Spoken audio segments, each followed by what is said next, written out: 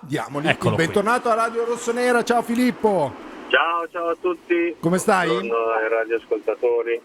Sto abbastanza bene, dai, insomma, dipende. Meglio se del vediamo dal Milan? punto di- No, appunto stavo dicendo, dipende se la vediamo dal punto di vista del tifo, della passione per i colori rossoneri o sotto altri aspetti, insomma, da quel punto di vista lì stiamo faticando. Stiamo Direi. faticando. Eufemismo. Noi ieri avevamo scritto, Filippo, un disastro annunciato, perché quando la nostra tesi è stata questa, quando è stato preso Fonseca, che non aveva il gradimento di molti tifosi, eccetera, quello che abbiamo detto è: ma la società però lo deve difendere, se sceglie Fonseca lo deve difendere, gli va dato il tempo di sbagliare, come viene dato ai giocatori, a tutti, la famosa curva di apprendimento. Secondo te, Filippo, questa cosa sta succedendo?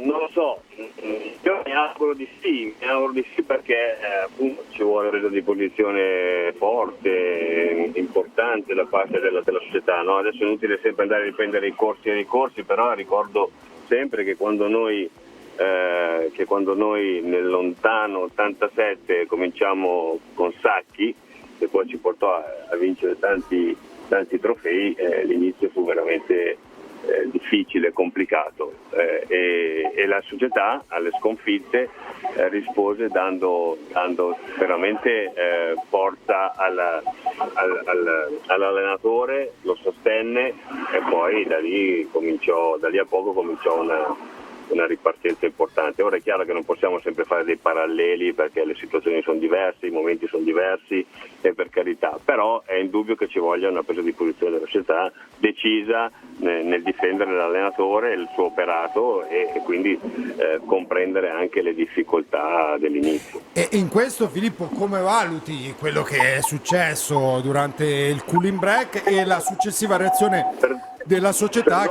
Perdonami, come valuto? Perdonami, ti ho perso. Come valuti, diciamo, quello che è successo durante il cooling break? Mi riferisco evidentemente a Teo e Leao, che noi abbiamo definito poco rispettosi non solo dei compagni, ma in qualche modo anche a delegittimare l'allenatore. E poi, Filippo, come valuti la reazione del Milan, che è stata quella sostanzialmente di non dare una multa, insomma, ai giocatori, sì, provare di passare sopra questa cosa, diciamo. Ma io allora non credo che la multa possa fare una differenza. Io credo che poi è importante quello che si dice, quello che si comunica anche all'esterno, no? Perché poi c'è una comunicazione interna sui giocatori, e però poi ci deve essere una comunicazione anche esterna che faccia capire che come si è mossa la società. Io per adesso non ho ancora capito, ecco, fino in fondo. Per quello che riguarda il mio pensiero, ecco, io credo che se i due giocatori non hanno compreso fino in fondo il momento di difficoltà in cui stavamo vivendo, e non hanno compreso che stare dall'altra parte del campo quando c'è il cooling break, quando la squadra comunque si riunisce per rinfrescarsi sì, però magari proprio anche per fare un gruppo, un momento, e allora direi che è ancora più grave, no, del fatto che volesse essere un messaggio in qualche modo criptico, ma non tanto nei confronti dell'allenatore. Io non credo che loro abbiano qualcosa contro l'allenatore o non vogliono l'allenatore, veramente, se no torniamo indietro negli anni di troppo. Però ecco, nello stesso tempo, ripeto, ci vuole tutta un'altra sensibilità rispetto al gruppo, rispetto alla società e rispetto ovviamente all'allenatore e al suo staff. Credo che insomma anche lo stesso gruppo avrebbe dovuto richiamare i due giocatori. Cosa che fatta, Musa sì, e Abraham hanno provato a fare. Esatto. Ma collegato a questo, Filippo, cioè qualcuno ieri ha definito lesa maestà il fatto di aver lasciato Teo e Leao in panchina, essendo i due fuori classe del Milan, eccetera, un po' troppo prematuramente, eccetera. Tu che dici? Ha fatto bene? Io lesa maestà, per me la lesa maestà non è mai nei confronti di nessuno. L'allenatore è il responsabile tecnico, ovviamente, nel bene e nel male, ha fatto le sue scelte, ha deciso che i due giocatori, non so le ragioni tecniche generiche ovviamente, per cui lui ha deciso di non schierare i due giocatori. Per me non c'è nessuna lesa maestà, evidentemente forse i giocatori avevano bisogno di un messaggio, o di far capire, o era un messaggio verso il gruppo, no? Voglio dire, perché chi non si impegna, chi non ha chi non riesce a dare il meglio di sé, poi alla fine è quello, può anche andare in panchina anche se ha un nome altisonante. Io da questo punto di vista non cepisco nulla. Dispiace che si arrivi a queste interpretazioni, a questa possibilità, no, di far interpretare agli altri, perché poi noi siamo bravissimi a crearci problemi all'interno, gli altri, il nemico tra virgolette sportivamente parlando dovrebbe essere fuori, e noi ultimamente riusciamo a crearci all'interno, anche la stessa tifoseria sempre qualcosa da ridire, e ci mancherebbe, ma poi sono i toni sempre che vanno oltre.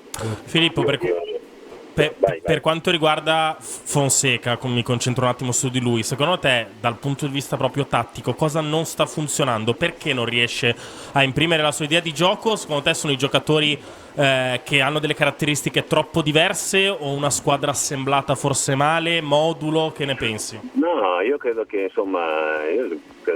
almeno io penso che il lavoro che si stia facendo sia un lavoro di un certo tipo, e però evidentemente non ha ancora fatto presa sui giocatori, cioè c'è poca comprensione, nel senso, se noi vogliamo essere una squadra dominante e pensiamo di poter essere una squadra dominante, io penso che questa squadra lo possa essere, non possiamo pensare ogni volta che però si perde palla quando stiamo attaccando perché vogliamo fare la gara, non si sia mai nelle posizioni per poter andare a fare una reaggressione veloce della palla per andare a riconquistarla, e quindi ci troviamo sempre a correre all'indietro, ci troviamo sempre a prendere delle infilate, ma ripeto, perché è una questione di mancanza di capacità di avere una difesa preventiva. Nel momento in cui io sto attaccando devo essere, io facevo l'esempio, adesso è passata già la partita con la Lazio, ma col Parma ricordo che Renders era in mezzo al campo e avrebbe potuto essere 5-6 metri avanti, nel momento in cui Leao sbaglia il passaggio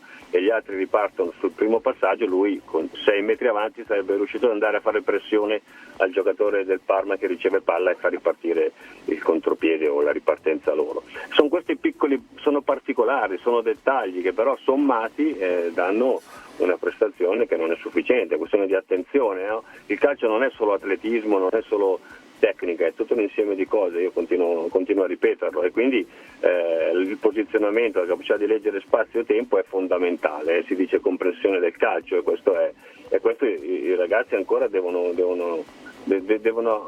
come posso dire, applicarsi al meglio, perché poi si subiscono imbucate come quelle che abbiamo visto, con una squadra che rincorre e sembra che gli altri poi vadano più forte, ma poi quando attacchi verso la porta è normale che gli altri, non so come dire, è gioco forza che gli altri siano più veloci. Noi invece partiamo un attimo dopo perché dobbiamo rincorrere e arriviamo tardi sulla palla e gli altri anticipano e prendiamo gol. Filippo, l'ultimissima, appunto prendendo spunto dall'articolo comparso sul tuo blog questa mattina, sì, su Silvano Vos, grande esordio, primo gol di Camarda, un giudizio ovviamente per quel poco che si è visto fino adesso, Filippo, sul Milan futuro, e una domanda sul futuro, cioè se questa stagione, che Dio non voglia, dovesse finire tra poche settimane,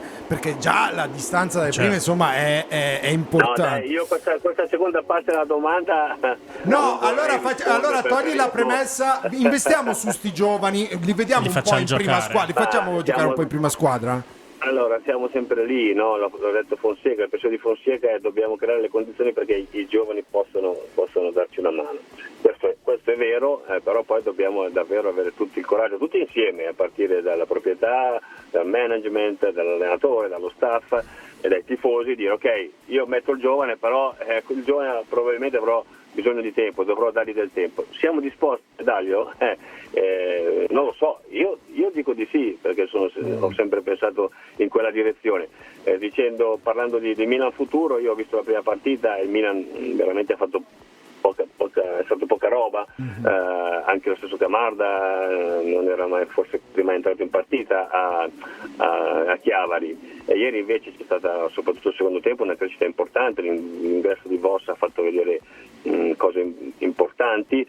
Io credo che però questo campionato, queste 30 partite che questi ragazzi faranno in campionato potranno crescere, rendersi conto che nel calcio, tra virgolette, anche qui passatevi il termine adulto, c'è la possibilità di adattarsi, di comprenderlo e quindi poi di fare un salto che finalmente potrà essere definitivo nella prima squadra e non un tira e molla, ecco.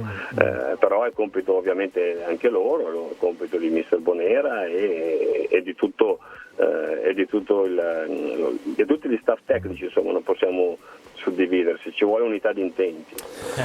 Allora, grazie mille a Filippo Galli, ti vogliamo bene. Grazie Filippo, ti abbracciamo.